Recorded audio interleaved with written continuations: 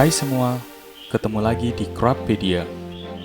Hari ini adalah hari spesial, karena Craftpedia sudah mencapai 1000 subscriber, dan terima kasih atas dukungan kalian semua.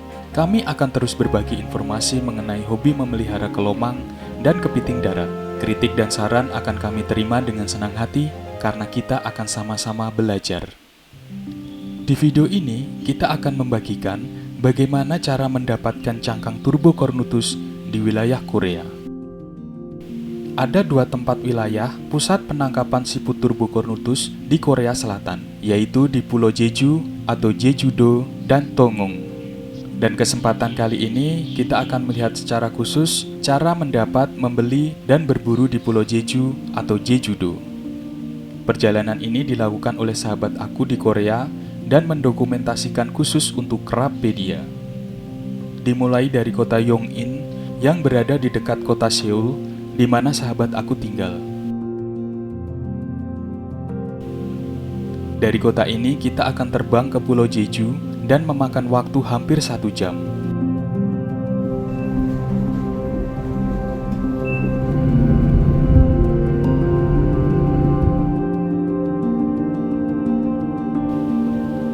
Pulau Jeju atau Jeju-do adalah pulau terbesar di Korea dan terletak di sebelah selatan semenanjung Korea. Pulau Jeju adalah satu-satunya provinsi berotonomi khusus di Korea Selatan. Wilayah ini terletak di Selat Korea, sebelah barat daya Provinsi Jeolla Selatan. Ibu kota Pulau Jeju adalah kota Jeju atau Jeju-si. Di tengah-tengah pulau ini terdapat gunung yang diberi nama Halla, atau di sana dikenal dengan Hallasan. Gunung ini merupakan gunung tertinggi di seluruh Korea. Tingginya mencapai 1950 meter. Pulau Jeju memiliki cuaca yang hangat sepanjang tahun, dan pada musim dingin jarang sekali turun salju. Sehingga tanaman-tanaman yang tumbuh di daerah subtropis bisa bertahan hidup di sini. Karena memiliki keindahan alam dan budaya yang unik, Pulau Jeju adalah salah satu objek wisata paling terkenal di Korea. Dalam catatan sejarah, Jeju disebut dalam berbagai nama, mulai dari Doi, Dinggungjo, Juho, Temora, Seomna, Tenggena, dan Tamare. Selama berabad-abad, penduduk Pulau Jeju dijuluki sebagai Yugo atau diartikan 6 jenis pekerja keras yang merujuk kepada warga yang mengerjakan berbagai pekerjaan sulit dan berat untuk hidup, seperti mencari abalon dan kerang dengan cara menyelam ke dasar laut, membangun pelabuhan, beternak, membuat kapal, dan bertani. Nah, itu adalah sedikit ulasan mengenai Pulau Jeju. Kita tidak akan membahas terlalu jauh mengenai ini, karena tujuan perjalanan ini adalah mencari cangkang siput Turbocornutus. Siput Turbocornutus di Korea dikenal dengan sebutan lokal Sora atau Gujanggi, seperti di Jepang yang menyebutnya dengan Zazai. Nelayan di Pulau Jeju berburu Turbocornutus pada setiap periode musim dan akan sangat melimpah pada bulan Mei. Tetapi perburuan dilarang antara bulan Juli hingga Agustus. Ukuran juga ditentukan, sehingga penangkapan untuk ukuran kecil dilarang di sana. Turbocornutus sangat melimpah di wilayah Pulau Jeju, jadi tidak heran jika cangkangnya berserakan di mana-mana. Bahkan, ada yang menggunakan sebagai dekorasi dinding rumah dan tempat menanam tumbuhan.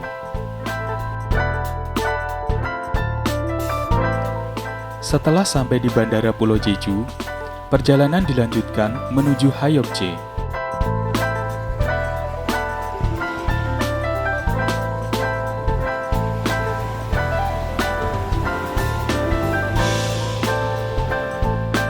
Di sini, kita bisa membeli siput Turbocornutus yang masih hidup ataupun hanya yang berupa cangkang, dan diperbolehkan memilih sesuai keinginan.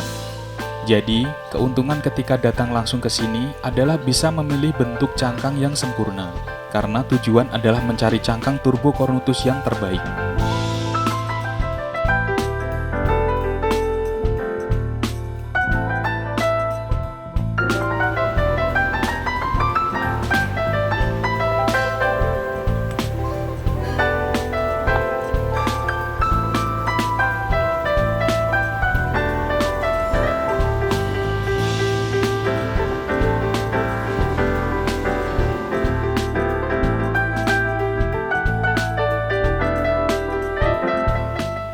setelah dirasa cukup untuk pembelian di Hyokje, maka perjalanan dilanjutkan ke Pulau Biang atau Biangdo yang masih satu wilayah dengan Pulau Jeju. Melalui dermaga Hyokje, kita menggunakan kapal menuju Pulau Biang atau Biangdo.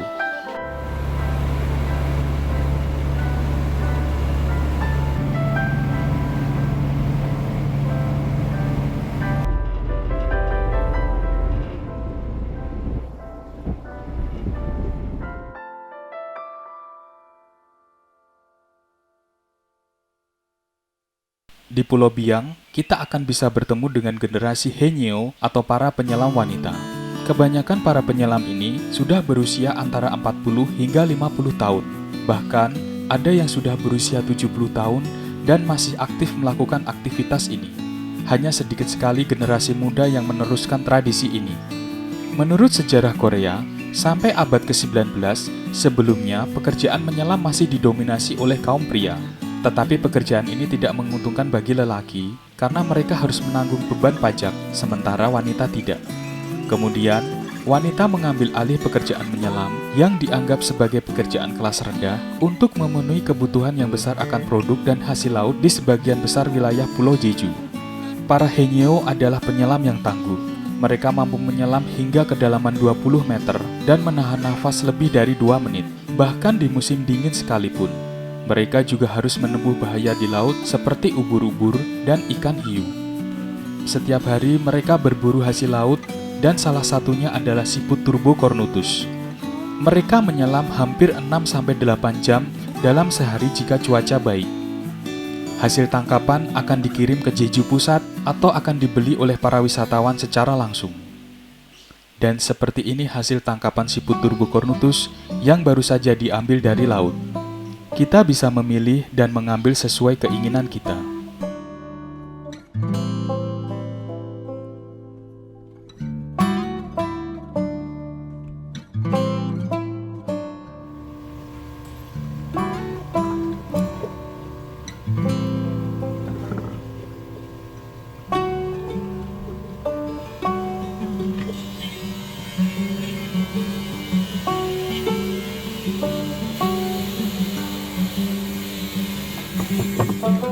Karena pembelian turbocornutus di Pulau Biang ini sudah cukup, dan perjalanan kembali dilanjutkan ke Pulau Yu atau Yudo, yang juga masih satu wilayah dengan Pulau Jeju. Tetapi, kita harus kembali ke Hyokje dan menuju pelabuhan Seongsan. Nah, dari pelabuhan ini, kita akan memakai kapal besar menuju Pulau Yu atau Yudo.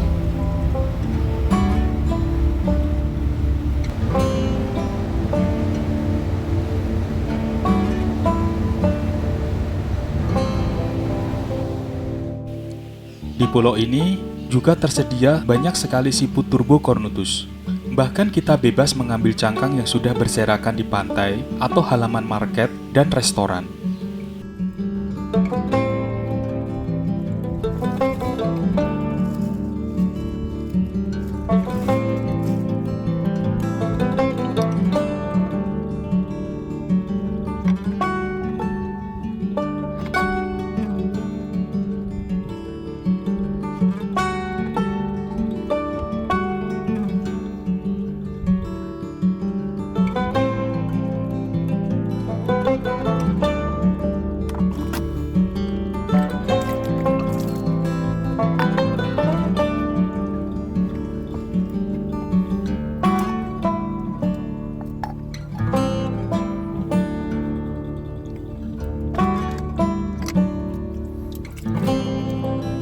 Nah, ini adalah destinasi terakhir, wilayah terakhir yang kita kunjungi untuk membeli siput turbocornutus. Siput dan cangkang turbocornutus hasil pembelian di pulau ini akan kita bawa kembali ke kota Jeju untuk kemudian di-packing.